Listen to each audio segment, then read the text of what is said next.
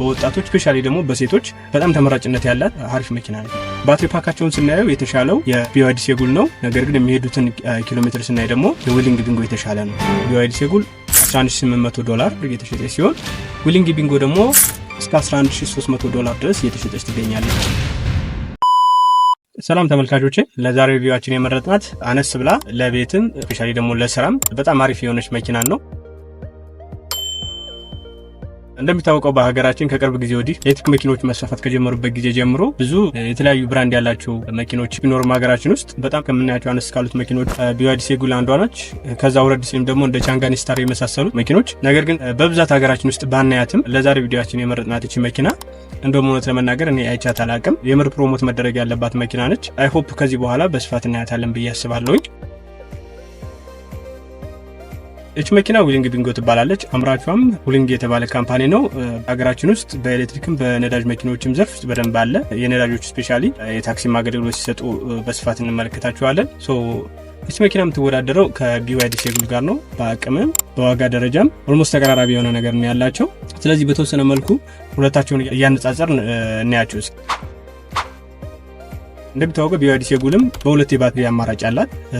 ዊሊንግ ቢንጎም በሁለት የባትሪ አማራጭ አላት። ነገር ግን እዚህ ለማነጻጸር እንዲመቸን ትልልቅ የባትሪ አማራጫቸውን ይዘን በእነሱ እስኪ እያነጻጸር እናያቸው።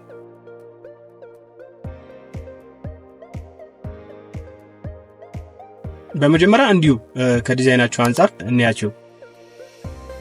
በመጀመሪያ እስኪ ለእናንተ እድሉ ልስጣችሁ። ሁለቱን ስትያችሁ የትኛው ተመቻችሁ ወይም ደግሞ የትኛው ሞር የተሻለ ዲዛይን ወይም የተሻለ ውበት አላት የሚለውን በዛውም ኮሜንት ላይ ይጻፉልኝ። ለእኔ ግን የተመቻችኝ እውነት ለመናገር ዲዛይኗ ቢዋይዲ ሴጉል የተሻለች ነች ለእኔ ነው። ግን ይሄ ሌሎች ሰዎች ደግሞ ዊሊንግ ቢንጎን ምናልባት ሰዎች ሊወዷት ይችላሉ። ያ ማለት ግን ዊሊንግ ቢንጎ በጣም አሪፍ መኪና ነች።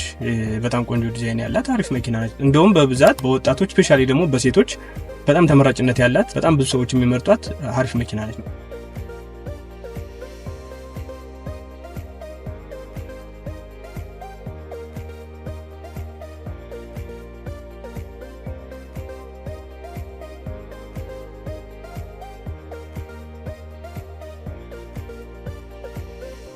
ሁለተኛ እስኪ ስፋታቸውንና ዕቃ የመያዝ አቅማቸውን ደግሞ እኔ ስፔሻሊ ተሳፋሪን በሚጭኑበት ጊዜ ቢዋይዲ ሴጉል የተወሰነ ጠበብ ትላለች፣ ዊሊንግ ቢንጎ ደግሞ የተወሰነ ሰፋ ትላለች ከቢዋይዲ ሴጉል ማለት ነው።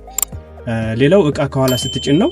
ዕቃ ስትጭንም እንደዚሁ ዊሊንግ ቢንጎ የተሻለ ስፋት አላት፣ ብዙ ዕቃን የመያዝ አቅም አላት። የኋላ ኪሳቸው ወይም ደግሞ ላጌጃቸው ምን ያህል እንደሚይዝ በሊትር በሜጀርመንት ደረጃ የተቀመጠውን ኢንፎርሜሽን እስኪ እንየው። ቢዋይዲ ሴጉል ከኋላ ያለው ላጌጇ 230 ሊትር የመያዝ ወይም የመሸከም አቅም አለው። ዊሊንግ ቢንጎ ደግሞ 310 ሊትር የመያዝ አቅም አለው። ያ ማለት የ80 ሊትር ልዩነት አላቸው በመሃል ማለት ነው። ይሄ በጣም ሰፊ ልዩነት ነው። ስለዚህ እዚህ ጋርም ተሳፋሪን ዘና አድርጎ የማስቀመጥና በዛ ያለ ዕቃን ለመያዝ ከቢዋይዲ ሴጉል እና ከዊሊንግ ቢንጎ የተሻለው ዊሊንግ ቢንጎ ነች ማለት ነው።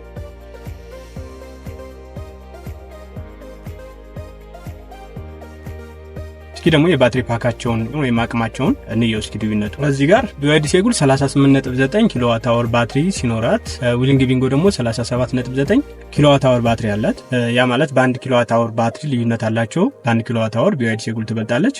ነገር ግን ይሄ ማተር አያደርግም። ዋናው በዚህ ባትሪ ፓክ ምን ያህል ኪሎ ሜትርን ይሄዳሉ የሚለው ነው ወሳኙ ነገር። በአንድ ፉል ቻርጅ ምን ያህል ኪሎ ሜትር ይሄዳሉ የሚለውን ስናይ ቢዋይዲ ሴጉል እንደሚታወቀው 405 ኪሎ ሜትር በአንድ ፉል ቻርጅ መሄድ ትችላለች። ዊሊንግ ቢንጎ ደግሞ 410 ኪሎ ሜትር በአንድ ፉል ቻርጅ መሄድ ትችላለች ማለት ነው። ይሄ ማለት ደግሞ ባትሪ ፓካቸውን ስናየው የተሻለው የቢዋይዲ ሴጉል ነው። ነገር ግን የሚሄዱትን ኪሎ ሜትር ስናይ ደግሞ የዊሊንግ ቢንጎ የተሻለ ነው። ስለዚህ እዚህ ጋር ሞር ኤፊሽንት የሆነው ወይም ደግሞ የተሻለው ባትሪ ፓኩ መተለቁ ሳይሆን በዛ ባትሪ ፓክ የሚሄዱት ኪሎ ሜትር ስለሆነ ዋናው ኤፊሽንት የሆነው ወይም ደግሞ በአነስተኛ ባትሪ የተሻለ ኪሎ ሜትር የመጓዝ አቅም ያላት ዊሊንግ ቢንጎ ነች ማለት ነው። እዚህ ጋር ዊሊንግ ቢንጎ ትሻላለች ማለት ነው።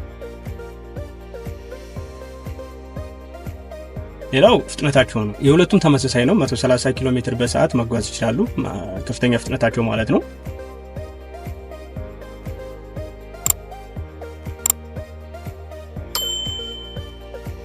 ሌላው ጉልበታቸውን ወይም ፓወራቸውን ስናይ ቢዋይዲ ሴጉል 75 የፈረስ ጉልበት የማመንጨት አቅም አላት። ዊሊንግ ቢንጎ ደግሞ 68 የፈረስ ጉልበትን የማመንጨት አቅም አላት።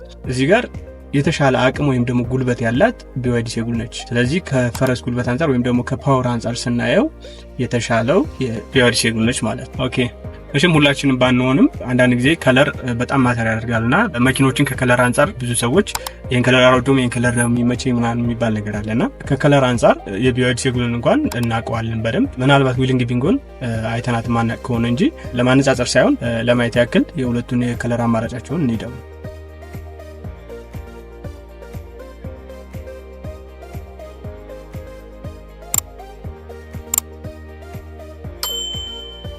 የከለር አማራጫቸው ይሄንን ይመስላል። አይ ቲንክ የሚደብር ከለር የላትም ዊሊንግ ቢንጎን ብትሆን።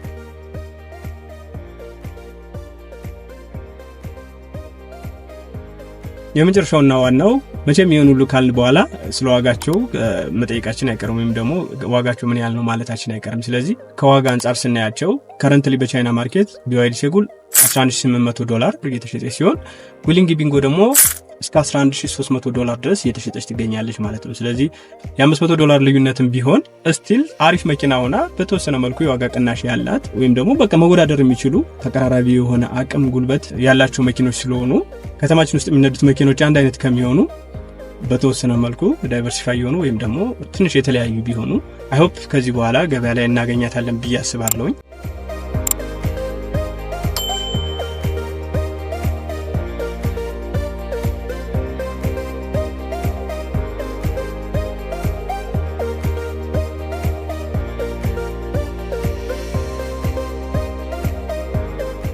ስናጠቃልለው እቺ መኪና ከቢዋይዲ ባልተናነሰ ሀገራችን ላይ በደንብ መሸጥ ያለባት መኪና ነች። ምክንያቱም ያን ያህል ልዩነት ባይባልም በተወሰነ መልኩ ከቢዋይዲ ሴጉል የተሻለ ነገር አላት እቺ መኪና።